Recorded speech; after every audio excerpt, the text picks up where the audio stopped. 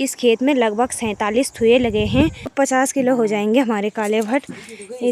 इंतजार माँ बैठी रो लो यू त्यारा बाटे। तो यहाँ पर चाचा जी भी आ चुके हैं। हेलो दोस्तों, गुड मॉर्निंग। आई होप आप सब स्वस्थ होंगे, मस्त होंगे। बाकी मैं भी बढ़िया हूँ। नए दिन के साथ नए वीडियो की शुरुआत। तो आज की वीडियो की शुरुआत हो रही है अपने इन प्यारे से खेतों के साथ। आज का मौसम कुछ इस प्रकार से हो रखा है, हल्की धूप के साथ ठंडी ठंडी हवाएं भी चल रही हैं। कल शाम को तो हमने इतने कुदेट की कटाई की थी और अभी मैं और मेरी सिस्टर आए हैं फिर से इस खेत में। अब इसकी कटाई करेंगे, फिर उसके बाद जाएंगे दूसरे खेत में। और आज तो मम्मी भी नहीं है हमारे साथ, तो इसीलिए हम दोनों को ही इसकी कटाई करनी पड़ेगी। बाकी ये रही सोनिया।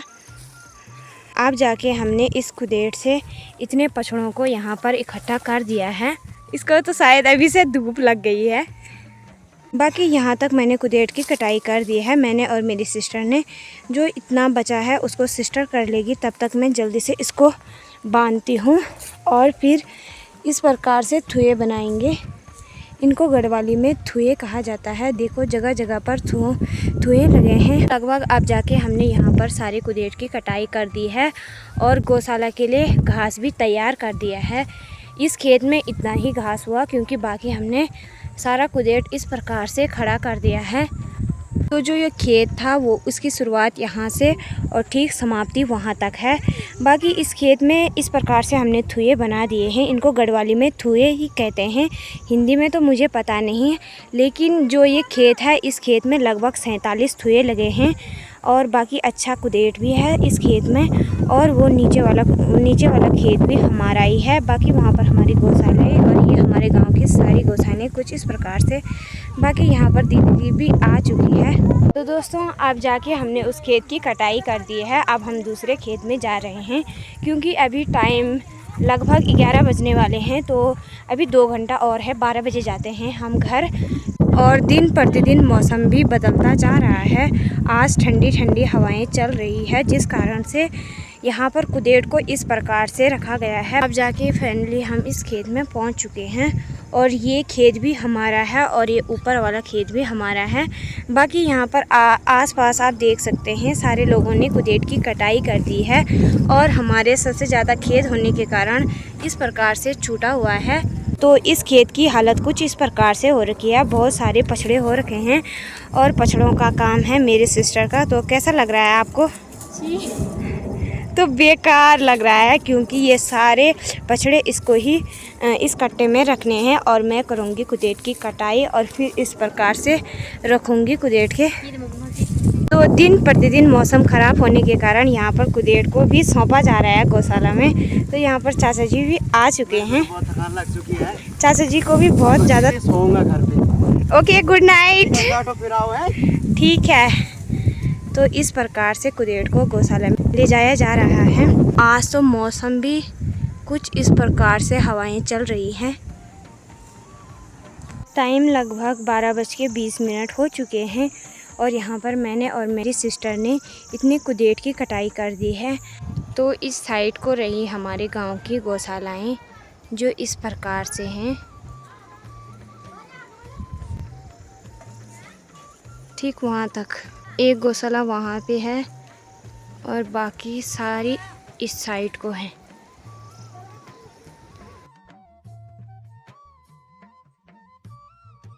गौशाला में पहुँचने के बाद मैंने यहाँ पे बैलों को भी घास दे दिया है और भैंसों को भी घास दे दिया है।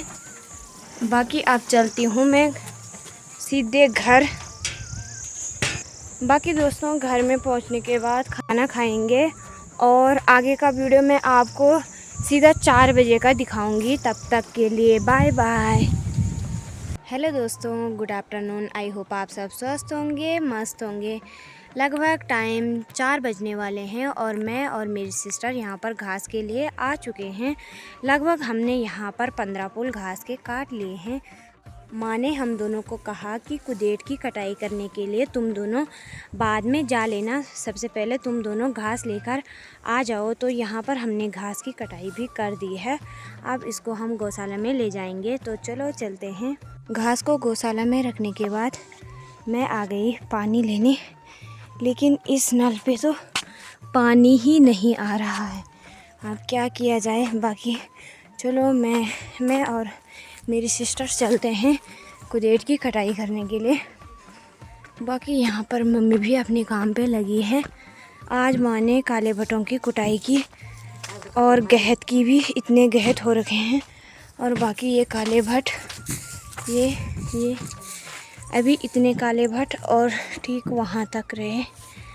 बाकी मम्मी भी चौक का काम कर रही है। और तो मैं आपसे पूछना चाहती हूँ कि इस बार के जो हमारे काले भट्ट हैं वो कितने हो जाएंगे? 50 किलो। अच्छा, तो लगभग 50 किलो हो जाएंगे हमारे काले भट्ट। ये देख सकते हैं आप। और अभी माँ ने इनको अच्छे से बनाया भी नहीं है, तो लगभग बहुत सारे काले भट्ट हो रखे हैं इस बार। और ये गहत, बाकी अभी मम्मी इसको बना रही है। तो दोस्तों, आजकल गांव में ना पानी की समस्या चल रही है। तो उस वाले नल पे तो नहीं आ रहा था पानी, लेकिन पीने के लिए हम थोड़ी सी यहाँ पर सिस्टर से मांगेंगे। बंद हो गया गाइस हमारे गांव में। बाकी यहाँ से उसने पानी पी लिया है। अब हम जाएंगे कुदेट की कटाई करने के लिए जल्दी से।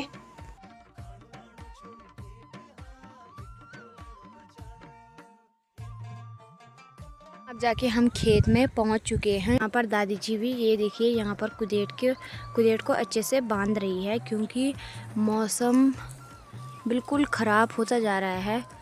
तो इस कारण से कुदेट को संभालना पड़ता है। इंतजार माँ बैठी रो लो, यू त्यारा बाटे माँ, लू की चुपी तू ए जाए, मैं बैठू लो साथ माँ। एदात बांधल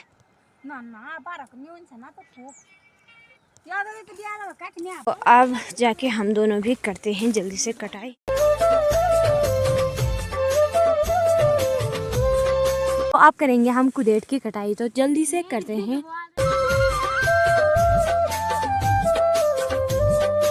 दोस्तों, कुछ इस प्रकार से कुदेट के घास को बांधना पड़ता है और फिर इस प्रकार से बनाऊंगी मैं इनके ठुए।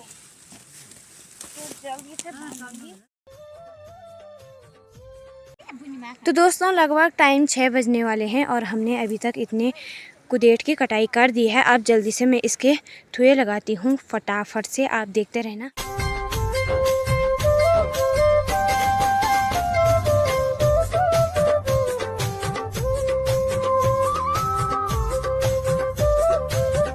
की कटाई कर दी है और टाइम भी हो गया है घर जाने के लिए। और वहाँ पर दादी जी ने भी अच्छे से कुदेट को लगा दिया है, क्योंकि बारिश की संभावना होने के कारण इसे संभाला जा रहा है। घर पे पहुँच चुकी हूँ। तो यहाँ पर मेरी सिस्टर, कुछ इस प्रकार से पहाड़ों में दही को मथा जाता है।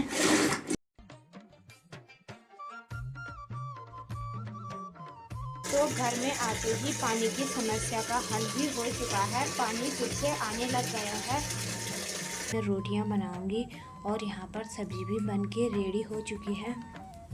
तो जल्दी से रोटियां बनाती हूँ मैं।